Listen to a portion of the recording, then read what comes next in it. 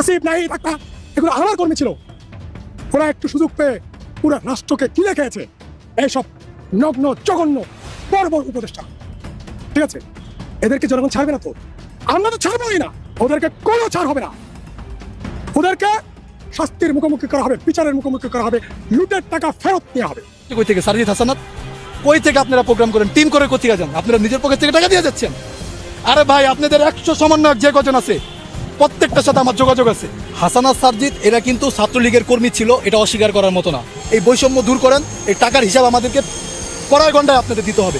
টাকার হিসাব যদি না দেন তাহলে আপনাদের বিরুদ্ধে আমরা ব্যবস্থা নিতে বাধ্য হব। আমি বিএনপির সে এলাকার নেতাকর্মীদেরকে ধন্যবাদ দিচ্ছি। নূরের মধ্যে কোনো রাজনৈতিক যোগ্যতা আপনার কাছে মনে হয়েছে আছে? উইরা আয়সা জুইরা বৈশা বিএনপির পক্ষ থেকে এমপি হবার যে স্বপ্ন দেখছে, রিজনটা হচ্ছে এটাই যে আমার আসলে এই মুহূর্তে কোনো টাকা নাই, ধার করে চলতেছি।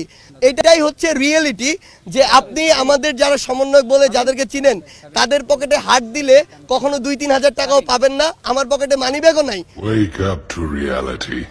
আয়ের তথ্যে গরমিল পাওয়া গেছে জাতীয় নাগরিক পার্টির প্রার্থী সার্জিস আলমের। আয়কর রিটার্নে আয় উল্লেখ করা হয়েছে 28,05,000 টাকা, যা হলফনামার তথ্যের 3 গুণের বেশি।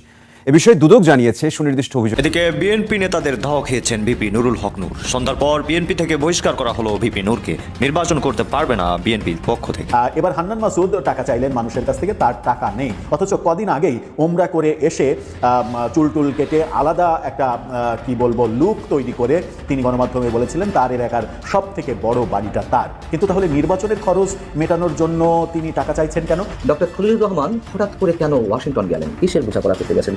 কি বার্তা নিয়ে তিনি ফিরবেন ডক্টর ইউনূসের কাছে? কি পরিকল্পনা রয়েছে আগামী নির্বাচন নিয়ে? যুক্তরাষ্ট্র বা কি সবক দিয়ে পাঠাবে ডক্টর খলিলুর রহমান?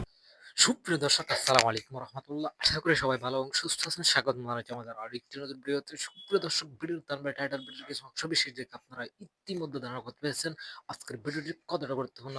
সুপ্রিয় দর্শক মণ্ডলী, তাহলে চলুন আমরা কথা না বাড়িয়ে সেই সম্পূর্ণ বিস্তারিত আলোচনাটি দেখে আসি।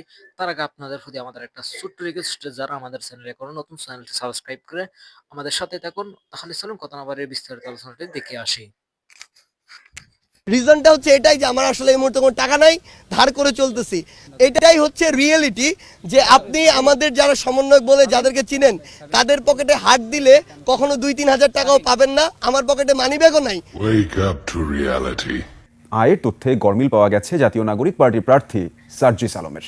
আয়কর রিটার্নে আয় উল্লেখ করা হয়েছে 28,05,000 টাকা, যা হলফনামার তথ্যের 3 গুণের বেশি। এ বিষয়ে দুদক জানিয়েছে সুনির্দিষ্ট অভিযোগের ভিত্তিতেই তাদের বিরুদ্ধে ব্যবস্থা নেওয়া হবে। হঠাৎ দুর্নীতি দমন কমিশন দুদকের নজর জাতীয় নাগরিক পার্টি এনসিপির প্রথম সারির নেতাকর্মীদের দিকে কেন? অর্থ কেলেঙ্কারি প্রমাণ পাওয়ায় দুদকের মামলায় একের পর এক গ্রেফতার হচ্ছে নাহিদ ইসলাম, সার্জিস আলম, হাসনাত আবদুল্লাহ সহ একাধিক নেতা। শুনতে মনে হতে পারে ভুয়া নিউজ, গুজব, রাজনৈতিক প্রতিহিংসা। আসল রহস্যটা ঠিক এখান থেকেই শুরু। তার আগে চলুন একটু পেছনে যাই, শেখ হাসিনার পতনের আন্দোলনের সময়কার সেই ফুটেজে একবার ভালো করে তাকান। হাসনাত আবদুল্লাহ, সার্জিস আলম, নাহিদ ইসলামের চেহারা, পোশাক, উপস্থিতি। আপনারাই বিচার করুন, যারা আজ নিজেদের টপ লিডার বলে পরিচয়, তাদের জামা, প্যান্ট, জুতা লক্ষ্য করেছেন কখনো? হাসনাত আবদুল্লাহ একটা গেঞ্জি দিয়েই পুরো আন্দোলন চালিয়ে দিল। সার্জিস আলম বন্ধুর চশমা ধার করে ফ্রন্ট লাইনে দাঁড়িয়ে গেল। আর এখানেই সবচেয়ে বড় ক্লু, ঠিক 6 মাস আগেও হাসনাত আবদুল্লাহ নিজেই স্বীকার করেছিল তাদের দলের অধিকাংশ নেতাকর্মী বেকার। ফুটেজ দেখুন, কথাগুলো এখনো ইন্টারনেটে আছে। উপরে আল্লাহ নিচে মাঠে, কিছুক্ষণ পরে আসার নামাজ পড়তে যাব, 10টা টাকাও আমি দিতে পারিনি। 10 টাকাও দিতে পারিনি। আপনাদের সাথে মিথ্যা কথা বলা, ভণ্ডামি করা, ফাঁকিবাজি করা, চাপাবাজি করা। Wake up to reality. দক্ষিণাঞ্চলের মুখ্য সংগঠক হাসনাত আবদুল্লাহর সম্পদ 50 লাখ টাকারও বেশি, যার মধ্যে 26 লাখ টাকার সোনা ও নগদ রয়েছে। কিন্তু প্রশ্ন হলো, হঠাৎ এই 6 মাসে কি এমন ঘটল? কোনো আলাদিনের চেরাগ হাতে এলো? কারণ এখন দেখা যাচ্ছে কোটি কোটি টাকা বিটকয়েনে জমা, বিলাসী লাইফস্টাইল, অজানা সোর্সের ফান্ড।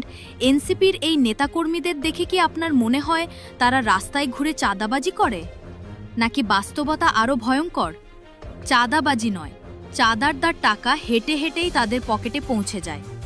এই ভিডিওতে আমরা কারো বিরুদ্ধে চূড়ান্ত রায় দিচ্ছি না, শুধু চোখে আঙুল দিয়ে দেখাচ্ছি কিভাবে পাতি নেতা থেকে হঠাৎ বড়লোক হওয়ার এক অদ্ভুত পলিসি কাজ করে। মনে রাখবেন, এটা ট্রেলার মাত্র। আসল খেলা, আসল নাম, আসল প্রমাণ সবই সামনে আসছে। আপনার টাকা আসে কই থেকে সারজিৎ হাসানাত? কই থেকে আপনারা প্রোগ্রাম করেন? টিম করে কোথেকে যান? আপনারা নিজের পকেট থেকে টাকা দিয়ে যাচ্ছেন। আরে ভাই, আপনাদের 100 সমন্বয়ক যে কজন আছে প্রত্যেকটার সাথে আমার যোগাযোগ আছে। হাসানাত, সারজিৎ এরা কিন্তু ছাত্রলীগের কর্মী ছিল, এটা অস্বীকার করার মতো না। এই বৈষম্য দূর করেন, এই টাকার হিসাব আমাদেরকে কড়াই গন্ডায় আপনাদের দিতে হবে। টাকার হিসাব যদি না দেন তাহলে আপনাদের বিরুদ্ধে আমরা ব্যবস্থা নিতে বাধ্য হব।